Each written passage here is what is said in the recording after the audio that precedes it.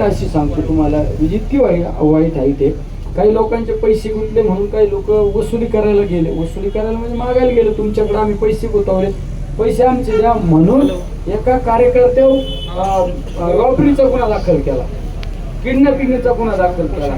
म्हणजे भयान बघा ना, ज्यांनी पैसे शेअर मार्केटमध्ये गुंतवले असे फक्त 19 लोकचे.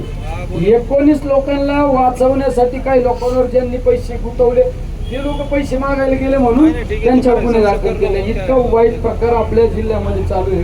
आता तात्या आपण एकदा सुरू हातात घेतलेला आहे ना विषय. जर आता आपण हा विषय शेवटाला नेला तरच याला पुढे तरी आळा बसणार आहे. जर आपल्यासारखे माणसं इथून उठून गेले ना, एवढं स्ट्रॉंग परत कुणी उभं राहणार नाही. यांनी माझ्याकडे कॉम्प्रोमाइजला तुम्हाला मी सांगितलं नाही, इतक्या लोकांचे फोन आले, मला तो ऑफर दिली 5 कोटी रुपयांनी लेसलिंग केलं देतो, महिन्याला काहीतरी पाकिट देतो आणि त्याला म्हणून आंदोलन नको. बघा मग याचा अर्थ 5 कोटी रुपयाची ऑफर हे कुठून आले पैसे, हे कशाचे पैसे, ही इतक्या वाईट मार्गाने पैसे गमवले. म्हणजे मनमानी चालू आहे. आता यांचं मनमानी चालू आहे. रात्रीचं उदाहरण सांगतो, श्रीगोंदा तालुक्यात आपला मुस्लिम समाजाचा एक नगरसेवक आहे, आपला माजी नगरसेवक आहे, त्याचा गाईचा गोठा आहे, त्याच्या दुभत्या गाय आहेत. काही लोकांच्या म्हणण्यावर तिथं रेड केली आणि गोठा सेल केला. त्या डेअरीवाला आला, म्हणला या दुधाच्या पावत्या आहे, आमच्याकडे दूध घालतो. म्हणजे मुस्लिम समाजाच्या लोकांनी दुधाचा धंदाच नाही करायचा का? मी फोन केल्यानंतर सुद्धा तो लवकर चावी द्याय ना. मग मी त्याला जेव्हा रात्री 12 वाजता म्हणलो आता मीच येतो चावी न्यायला, मग चावी दिली. तरी पण त्यांनी 5 तास आगाऊपणा केला. त्याच्यातलं काही ते करड बिल्ड असतात ना, कालवडी बिलवडी रात्री भरून न्यायला. म्हणजे असा प्रकार वेगवेगळा मनमानी चालू आहे, मनमानी. पण श्रीगोंदा तालुक्यात दुसरी एक घटना सांगतो. माझ्याकडे काल परवा एक जण आला, एक व्यापारी. श्रीगोंदा तालुक्यात त्याची एक चांगली बिल्डिंग आहे. त्यांनी काही लोकांची यांची पार्टनर त्या बिल्डिंग समोर एक कुटुंब बसवलं तिथं. आणि त्या कुटुंबाने काय सांगितलं, त्या महिन्याने काय सांगितलं, माझ्याकडून यांनी 20,000 रुपये घेतले.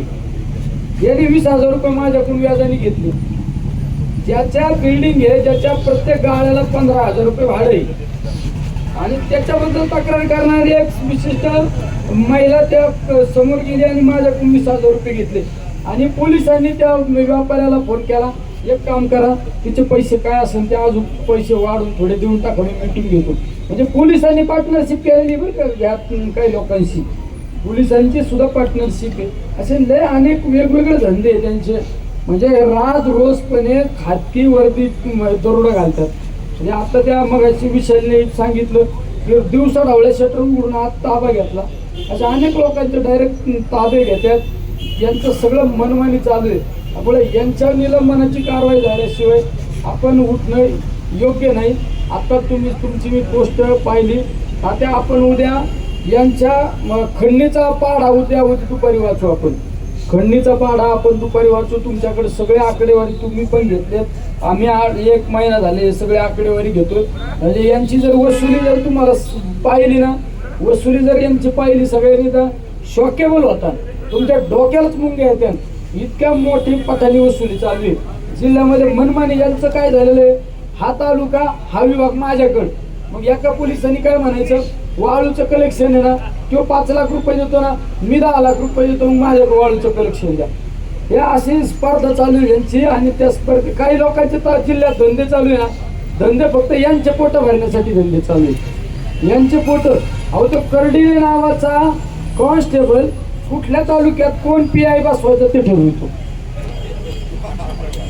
कुठल्या तालुक्यात कोण PI बसवायचं ते ठरवितो. LCP ला PI कोण बसवायचा ते ठरवितो. अशा प्रकार जर आपल्या जिल्ह्यात जर चालू आहे, हा जिल्हा क्रांतिकारकांचा जिल्हा आहे. मुळे या तालुक्यामध्ये आता आपल्या जिल्ह्यामध्ये आपल्याला याच्यातून आउटपुट झाल्याशिवाय, म्हणजे ज्या भ्रष्ट कर्मचाऱ्यांवर निलंबनाची कारवाई झाल्याशिवाय आपल्याला उठायचं नाही.